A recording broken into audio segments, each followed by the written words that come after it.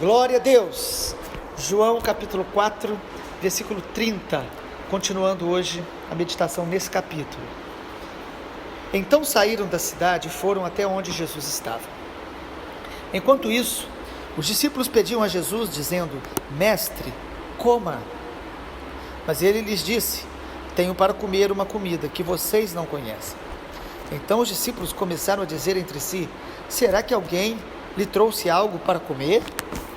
Jesus lhes declarou: A minha comida consiste em fazer a vontade daquele que me enviou e realizar a sua obra.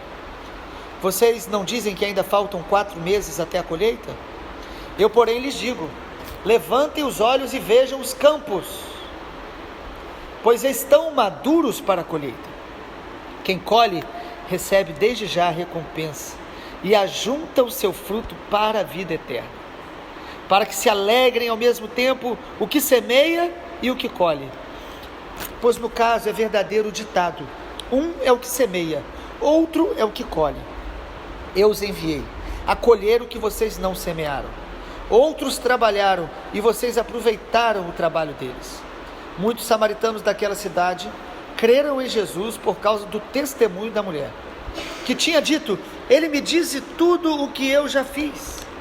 Quando, pois, os samaritanos foram até Jesus, pediram-lhe que permanecesse com eles. E Jesus ficou ali 2 dias.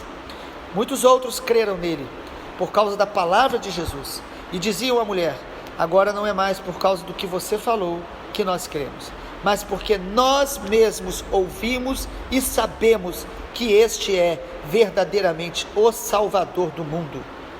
Passados 2 dias, Jesus saiu dali, foi para a Galileia, porque o próprio Jesus testemunhou que um profeta não tem honra na sua própria terra.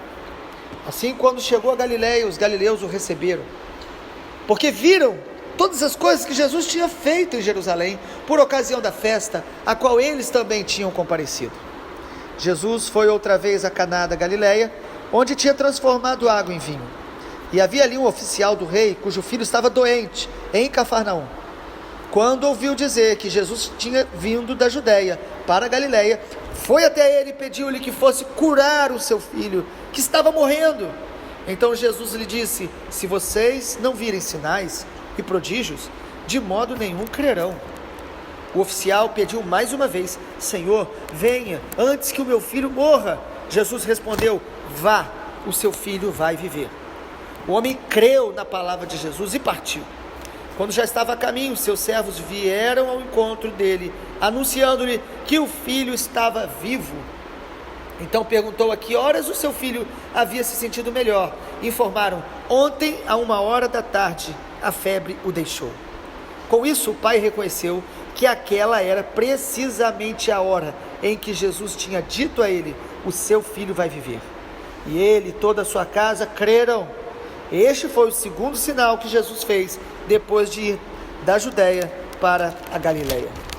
Ontem começamos a falar que o João capítulo 4, o tema principal é a verdadeira adoração. Vimos esse encontro de Jesus com a mulher samaritana, tão maravilhoso este encontro. E aqui nós concluímos ontem aquele trecho onde a mulher samaritana foi para a cidade dela anunciar que ela tinha encontrado o Messias, encontrado o Senhor Jesus. Os judeus esperavam a vinda do Messias. Os samaritanos, que eram também judeus misturados com povos de outras etnias, também esperavam o Messias, criam que Deus enviaria um Salvador, enviaria aquele que nos ensinaria a vontade de Deus, o caminho de Deus, nos libertaria dos nossos pecados, nos libertaria de uma vida aprisionada, seja o pecado, seja o inimigo, seja a tudo aquilo que nos afasta de Deus. Mas aí nós vemos, dando continuidade ao que vimos ontem, que a verdadeira adoração, gente, ela não é baseada em lugares, em rituais, nem mesmo em tentar guardar a lei de forma religiosa. Nós vimos que a verdadeira adoração, ela é em espírito e em verdade. Ela é guiada pelo Espírito Santo. O Espírito Santo, que é Deus que habita em nós, ele nos ensina a adorar. Ele nos ensina a orar. Ele que nos guia. Por isso, os verdadeiros adoradores vão depender do Espírito Santo todos os dias, continuamente. Nós não aprendemos a adorar e agora vamos fazer isso todos os dias da mesma maneira. Nós dependemos, nos relacionamos com Deus, com o Senhor Jesus, com o Espírito Santo que vai nos ensinando a adorar. Eu quero compartilhar, terminando João 4, mais 3 sinais pelo menos da verdadeira adoração. A verdadeira adoração nos faz reconhecer quem Jesus é. Então quero falar mais uma vez disso, reconhecer quem Jesus é. Versículo de número 29 diz: venham comigo e vejam um homem que me disse tudo que eu já fiz. Não seria ele por acaso o Cristo? A palavra Cristo significa ungido de Deus. Amado, quando nós somos guiados pelo Espírito Santo, nós vamos reconhecer que Jesus não é um líder religioso. Jesus não é mais um grande sábio, um grande filósofo, alguém que ensinou coisas bonitas. Não, Jesus não é mais um profeta. Jesus, ele é o Cristo, ele é o Filho de Deus, ele é o Senhor. A verdadeira adoração guiada pelo Espírito Santo vai nos fazer reconhecer quem é Jesus, amá-lo por quem ele é, glorificá-lo por quem ele é. Por isso a adoração é um relacionamento, envolve conhecimento real de Jesus, e é isso que vai nos transformando a cada dia. Segundo sinal, são 3 que eu quero falar apenas hoje. Segundo sinal da verdadeira adoração, a verdadeira adoração nos leva a testemunhar de Jesus para outras pessoas. O texto mostra que a mulher samaritana correu para a cidade dela. Ela poderia ter ficado ali com Jesus, convidado Jesus para ir à casa dela e ficar só com ela.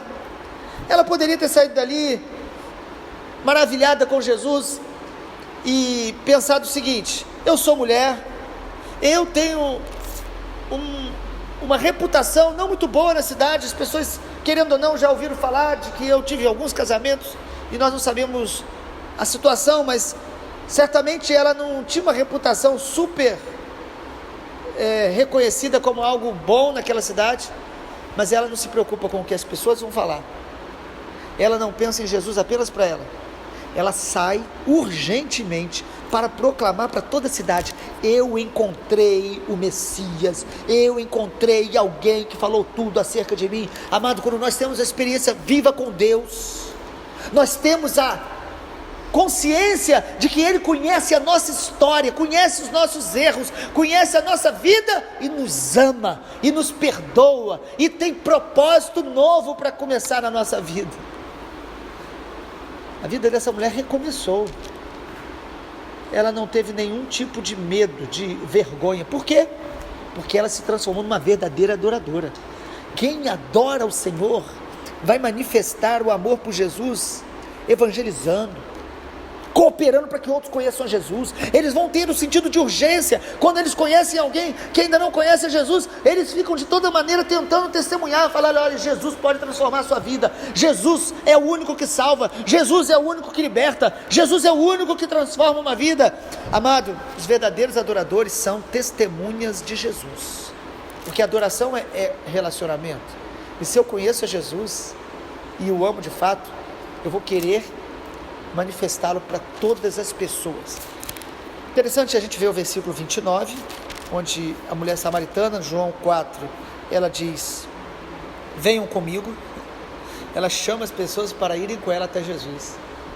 Os verdadeiros adoradores vão querer chamar outras pessoas. E é interessante porque, enquanto isso, os discípulos chegaram ali, encontraram Jesus, e eles chegaram dizendo: mestre, come alguma coisa. Jesus estava ali cumprindo a vontade de Deus, preocupado mais com a salvação daquela mulher, daquela cidade. E aí, porque Jesus, quando nos salva, Ele quer, através da nossa vida, abençoar e salvar a nossa cidade. Ele nos faz amar a nossa cidade, e até as pessoas que nos viam mal, Jesus vai nos levar a elas, para testemunhar do amor dEle e daquilo que Ele está fazendo na nossa vida. Mas os discípulos chegam ali pensando na comida. Eles falam: Jesus, come alguma coisa. E Jesus falou no versículo 32: eu tenho uma comida que vocês não conhecem. Eles se interessaram, né? Quando o assunto é comida, desperta o interesse de muita gente. E eles falaram assim: será que ele trouxe alguma coisa para comer? Às vezes ele trouxe uma comida diferente que a gente nem conhece. E Jesus falou: a minha comida é fazer a vontade daquele que me enviou e realizar a sua obra. Amado, quando nós adoramos ao Senhor, nós entendemos essa verdade que Jesus falou. O que Jesus está mostrando aqui, que para um adorador, a prioridade dele é fazer a vontade de Deus. A prioridade dele não é satisfazer as suas próprias necessidades, mas é fazer a vontade de Deus, é cumprir os propósitos de Deus, fazer a obra que o Senhor mandou. Tem muita gente adiando, tem muita gente filosofando, tem muita gente romantizando a obra de Deus, dizendo: um dia eu ainda vou fazer, um dia eu ainda vou testemunhar. E aí Jesus fala o que para eles? Versículo 35: vocês dizem que falta 4 meses para a colheita? Jesus está usando as coisas naturais para revelar coisas celestiais, espirituais. E ele fala: eu digo, levante os olhos, os campos já estão maduros para a colheita. Tem pessoas perto da gente, tem gente precisando das nossas intercessões e do testemunho de Jesus todos os dias do nosso lado. Jesus está falando: olha, a obra do meu Pai, ela é urgente, ela é para hoje.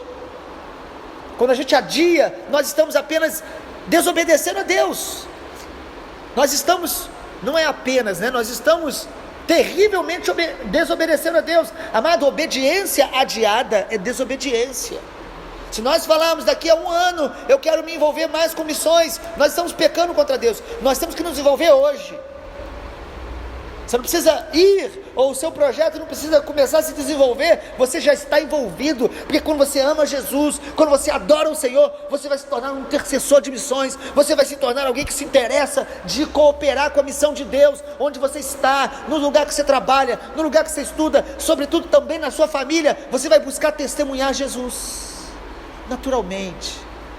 Não é se tornando uma pessoa inadequada, uma pessoa muitas vezes indelicada, mas você vai revelar Jesus através dos seus atos, através do seu testemunho, através do seu amor, sobretudo. Jesus está dizendo aqui: vocês estão falando que faltam 4 meses, mas os campos já estão maduros. E no versículo 36, Jesus fala que 37 melhor: no caso é verdadeiro o ditado, um semeia e outro colhe. Amado, nós precisamos fazer a nossa parte. Nós não temos que achar que temos que fazer tudo. Um semeia, outro colhe. O apóstolo Paulo diz que um planta, outro rega, mas quem dá o crescimento é o Senhor. Então todos os dias nós temos que semear. Todos os dias leve a semente da palavra. Às vezes você está semeando, parece que as pessoas não estão ouvindo e nada está acontecendo. Eu estava compartilhando nessa manhã com os irmãos, antes da reunião, que eu orei 10 anos pela salvação do meu pai. Deus me deu o presente já há 10 anos atrás, dele se render a Jesus, e de hoje servir a Deus com alegria. Mas foram 10 anos de oração, de jejum, de lágrimas, de propósito diante de Deus. Hoje nós vivemos uma geração que não sabe perseverar diante de Deus, que não sabe que o evangelho do reino é uma semente. Ah, mas eu não estou vendo o resultado. Sim, o reino de Deus é como uma semente que você parece muito pequeno, mas quando cresce, faz algo extraordinário.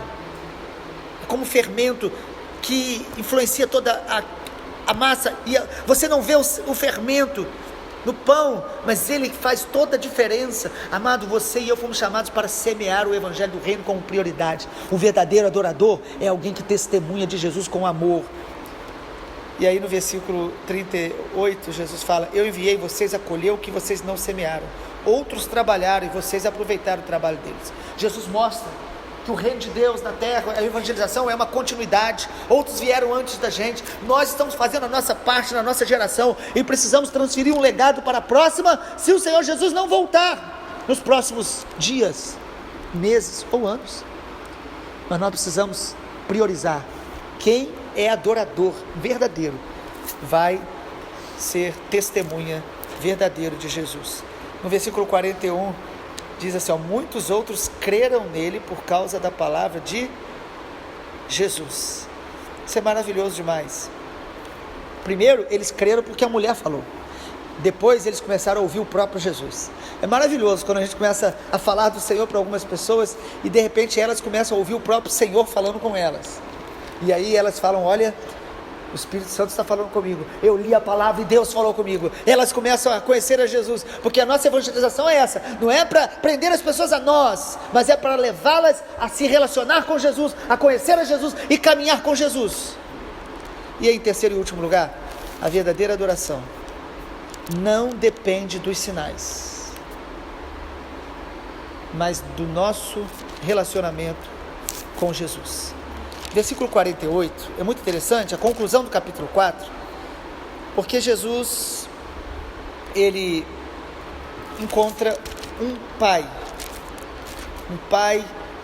desesperado. No versículo de número 46, havia um oficial do rei, cujo filho estava doente, e o texto mostra que ele estava quase morrendo. Versículo 47, não era provavelmente uma enfermidade comum, era algo que estava conduzindo mesmo à morte, e esse pai, ele clama ao Senhor. Amado, como é desesperador quando nós vemos uma criança, os filhos enfermos, às vezes uma enfermidade simples já nos deixa tão abatidos, e esse pai, ele ouve falar que Jesus estava ali.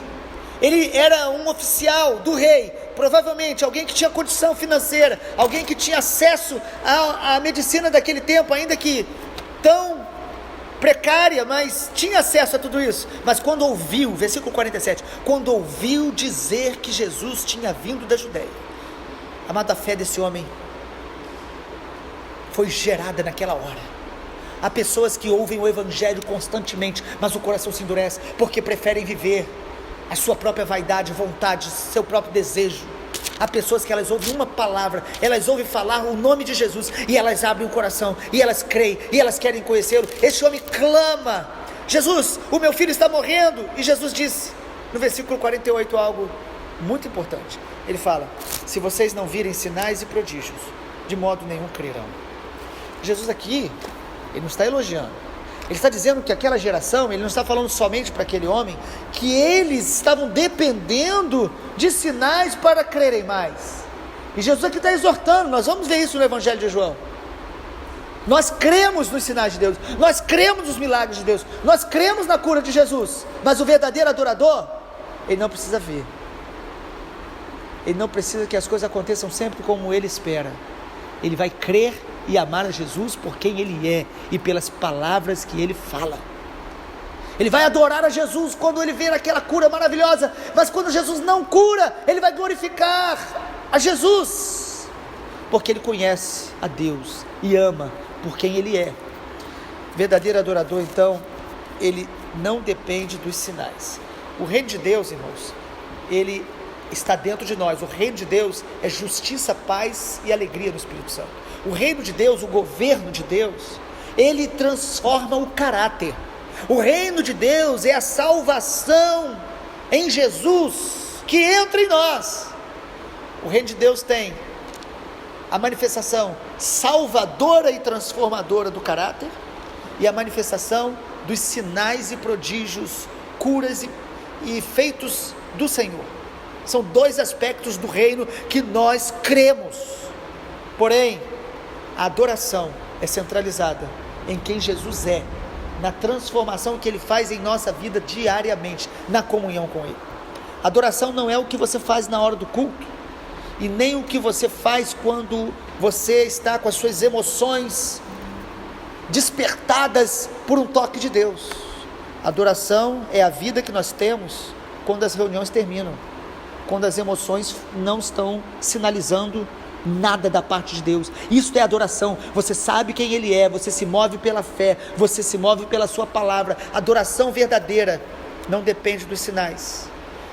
Concluindo, Jesus falou que para a mulher samaritana, que quem bebesse da água que ele desse jamais teria sede. Pelo contrário, essa água seria uma fonte a jorrar para a vida eterna. Muitas pessoas ficam confusas com isso, porque se Jesus diz que não vai ter mais sede, ele diz também que vai ter uma fonte dentro de nós. Ou seja, o verdadeiro adorador, quando nós temos realmente uma vida em Cristo, Jesus não vai extinguir a nossa sede. O que ele vai nos dar é o seu Espírito Santo, habitando em nós. E o Espírito Santo é uma fonte que jorra todos os dias, constantemente. O Espírito Santo é essa fonte interior que vai nos saciando dia a dia. Em cada nova necessidade da alma, nós temos a fonte a jorrar dentro de nós. dentro de nós. Nós não precisamos ir longe, nós não precisamos depender de pessoas, às vezes emocionalmente, para que a gente possa estar bebendo do Senhor. A fonte é o Espírito Santo que está dentro de nós. Bebendo dele, nós vamos sendo saciados a cada nova necessidade. Que o Senhor Jesus nos abençoe e transforme cada um de nós em verdadeiros adoradores, que adoram o Pai, que conhecem o Pai, em espírito e em verdade. Senhor Jesus, muito obrigado. A Tua palavra é tão rica, poderosa. A Tua palavra traz luz para a mente, para os olhos, para a alma. E nós oramos nessa manhã. Espírito Santo, nos ensina a adorar todos os dias da nossa vida. Nos ensina a adorar no meio das provações. Nos ensina a adorar com a obediência. Nos ensine a adorar por quem Tu és, e não apenas pelas obras e milagres. E nós queremos Te agradecer, Te glorificar. E assim como este oficial que chegou em casa e seu filho estava curado, e a palavra do Senhor diz que toda a família creu, que nós possamos, nós e a nossa casa, crer no Senhor, por quem Tu és, e clamar ao Senhor em cada nível de batalha que nós enfrentamos, porque cremos, Tu és todo poderoso, Tu és o Senhor. Te adoramos, Pai, em nome de Jesus. Amém, Senhor. Amém.